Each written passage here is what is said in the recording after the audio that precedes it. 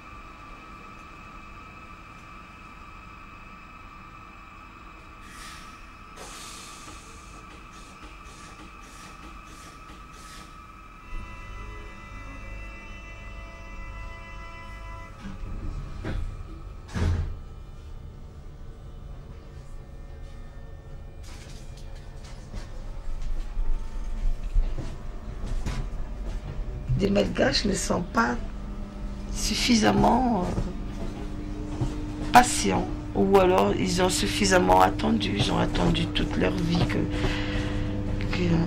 qu'un soleil vienne illuminer leur vie. Ça ne vient pas. Et Tananarive. Pour les Malgaches, Tananarive, ça représente, je sais pas, la France pour eux, pour ceux qui ne sont jamais venus, quoi. Que ici, tout était possible, qu'on pouvait faire facilement de l'argent. Bon, les gens quittaient la campagne ou les provinces pour monter à Tana, parce qu'il paraît que la vie était meilleure. Et voilà, les filles se retrouvent en train de se prostituer gentiment. Je l'ai dit parce que moi je n'accepterai pas de venir avec un homme sans qu'il ait question d'argent. Tu donnes de l'amour en échange de l'argent, quoi. Que les Français, les Vasas, quand ils arrivent ici, ils disent « Oh, vous n'êtes pas des prostituées ». Vous verrez ça en France, les vrais prostituées, ça n'a rien à voir avec ce qui se passe à Madagascar. Mais Madagascar, c'est la misère, quoi. Les gens font n'importe quoi pour avoir de l'argent. C'est vrai. Hein. Et les filles ont trouvé ce moyen. Les Malgaches sont mignonnes. Les gens viennent pour voir la marchandise, quoi. Et puis discuter le prix. Combien, c'est comme si tu demandais combien un filet de viande coûte.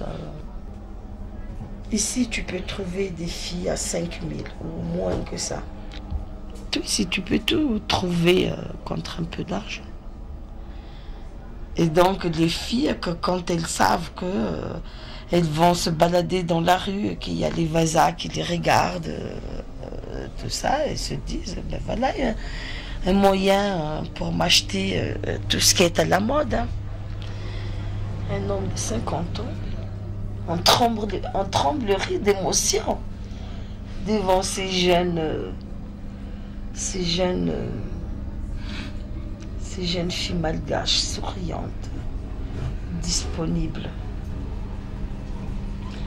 Mais je crois qu'ils payent aussi le prix fort pour ça.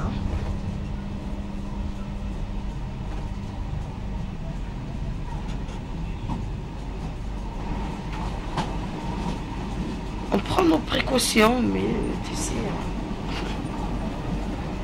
étroit soit le chemin, le mal trouvera toujours son chemin s'il veut venir. Je suis catholique et j'y crois. J'y crois, je suis baptisée, j'ai eu mon première communion, confirmation. J'y crois, mais ce que je fais, je n'aime pas. Ça, je l'ai dit. Je le déteste même, mais je sais que je ne mourrai pas de faim.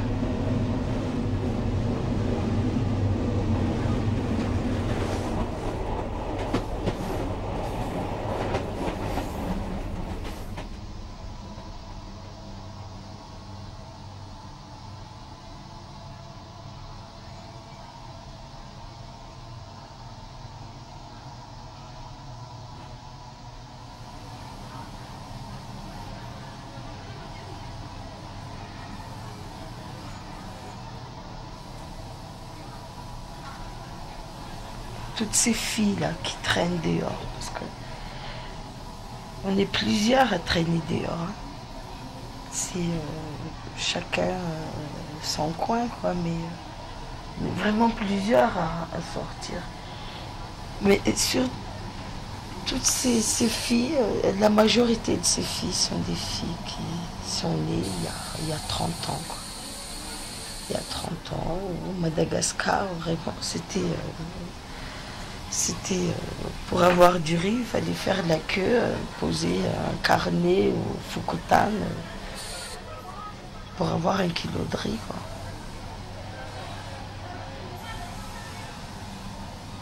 Et les filles ont trouvé ce moyen, quoi, facile, au lieu de travailler dans les usines zone franche, là, chez les Mauriciens, où les salaires sont misérables, les employés sont traités à rester debout de 6 heures du matin jusqu'au soir, à 6 heures du soir, alors que les filles peuvent avoir pour presque rien le double de ce salaire-là par soir. Alors, les filles, elles ne se posent pas longtemps la question, quoi.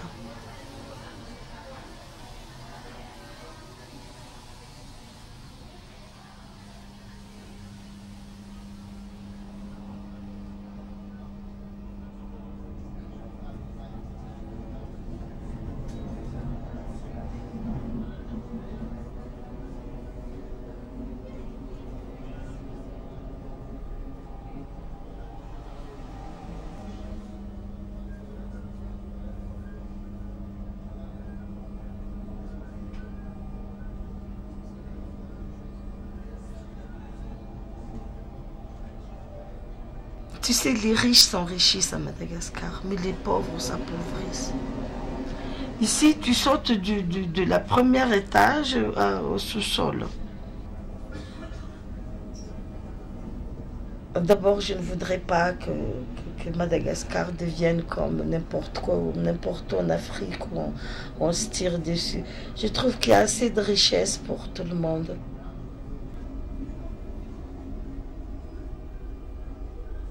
Tu peux sourire même quand tu pleures de l'intérieur. Les Malgaches, les sourires, c'est gratuit. Hein. C'est gratuit. Pourquoi pas? On gagnerait peut-être ton cœur en te donnant un petit sourire. Quoi. Les Malgaches sont tristes, tu sais. Tristes de leur sort. Tristes de ne pas pouvoir vivre comme ils aimeraient. Tristes parce qu'ils ont quand même fait beaucoup d'efforts pour rien finalement. Tu sais, je suis orpheline. J'ai perdu mes parents depuis très longtemps déjà. J'avais à peine 4 ans quand mon père est mort bêtement d'une crise cardiaque à 30 ans. Ma mère, je ne l'avais jamais connue. J'avais 18 ans quand je faisais la première fois la connaissance de ma mère. 3 mois après, elle est morte parce qu'il y a eu une émeute dans le sud-est, dans l'endroit où nous étions. Elle était curieuse, elle est allée voir ce qui s'est passé. Elle avait ramassé une balle perdue. Elle en est morte, enterrée, et personne n'a été poursuivi. Une affaire classée. Elle n'a pas eu le droit de se faire enterrer dans le caveau familial. Pourquoi? Parce qu'elle a eu une relation amoureuse avec un Chinois dont elle a laissé d'ailleurs 2 enfants, 2 grandes filles maintenant. Je crois que le cadavre d'un chien, on s'en serait encore occupé, quoi.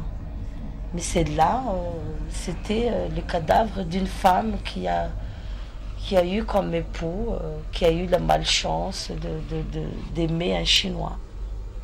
On l'a enterré n'importe comment.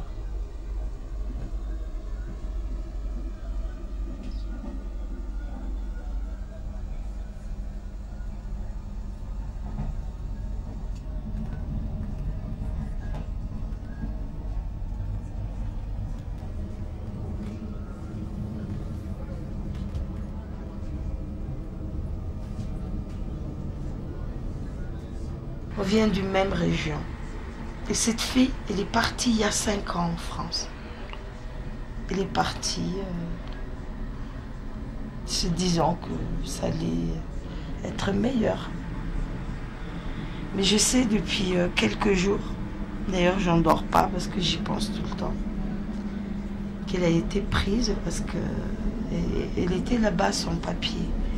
Elle n'avait pas envie de revenir à Madagascar et voulait se débrouiller ou trouver un mari qui lui donnerait l'occasion de rester en France.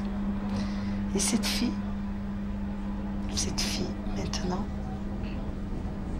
je sais qu'elle est dans le réseau de prostitution, qu'elle a été prise en charge par un proxénète et qu'il l'a fait travailler depuis 5 ans, jour et nuit. On n'a même pas le droit de l'appeler. Il paraît que quand on l'appelle, j'ai des copines là qui ont essayé de prendre contact avec elle. Et la personne, donc ça doit être la mère Macrel ou je ne sais pas quoi, qui répond au téléphone et puis qui insulte toutes les personnes qui essayent de prendre contact avec cette fille. Elle me fait vraiment pitié. Ça fait 5 ans que nous nous prenions comme 2 sœurs ici parce que nous nous ressemblons. Elle était plus grande que moi, mais elle était beaucoup plus jeune. Elle était belle, très belle. Je crois qu'il faut essayer de la sauver, cette fille, si elle est toujours vivante, quoi. Si elle vit encore, il serait temps qu'on la sauve. 5 ans de cette vie-là, je crois qu'elle est encore assez forte pour ne pas se suicider, quoi.